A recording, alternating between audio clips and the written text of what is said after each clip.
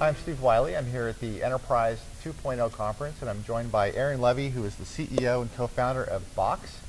Aaron has just wrapped up his keynote address here at the event. So first off, Aaron, congratulations on a great talk. Oh, thank you. I'm glad you liked it. I loved it. And my first question, obvious question, is: are you and Steve Ballmer still hanging out quite a bit? You guys still do dinner and golf? You know, we really haven't hung out in a long time. So Steve, call me if you see this. I miss you. Great. So one of the themes you really kind of hit on a lot in your talk is that we need to bring the sexy back into enterprise applications. Right. That was sort of a core theme that I took from the talk. What are the roadblocks? I mean, you're out there talking to a lot of enterprises. What are some of the key roadblocks you see in kind of getting to that point?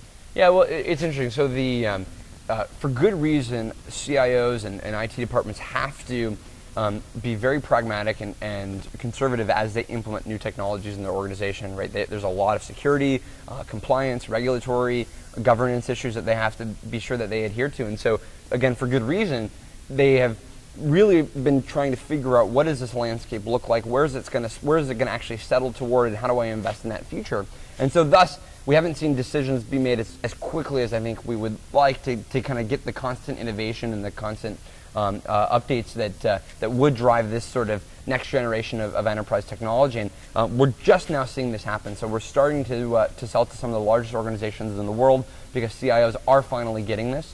And once you have that happen, and people can start to value the social aspects, the collaborative aspects, the mobile aspects of their technology, and really the end user aspect of their technology, then I think we'll finally have tools and systems that are updated for the modern enterprise.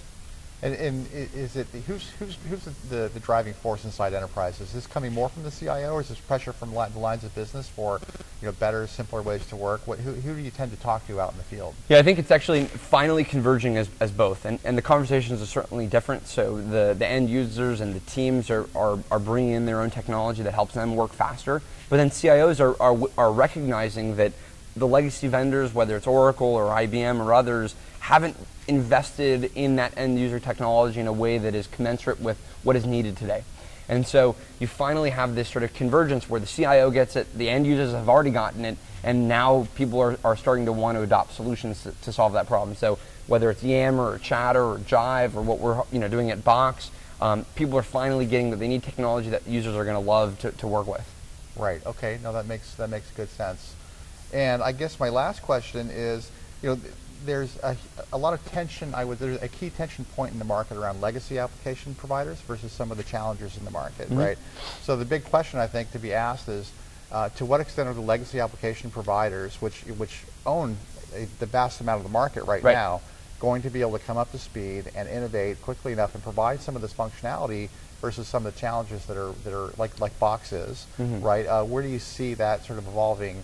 What does this mean for the future of those large, established legacy application vendors? Yeah, it's interesting. So I mean, I don't think it's impossible to write off any of those vendors. They've seen many cycles and constantly innovated their way out of these kinds of issues. And worst case scenario, they can acquire their way into the market. And I think we'll certainly start to see that emerge.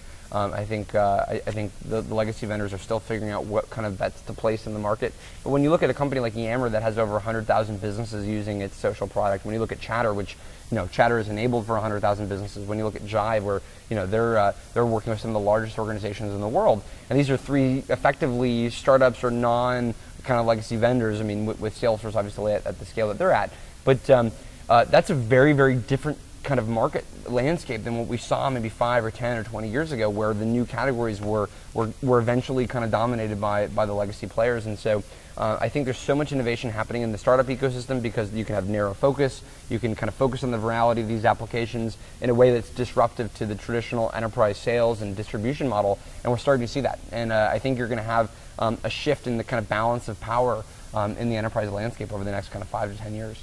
Great. Well, you've given us a lot of great food for thought here in your talk this week, and great talking to you. So thanks Steve, thanks so much. Appreciate it.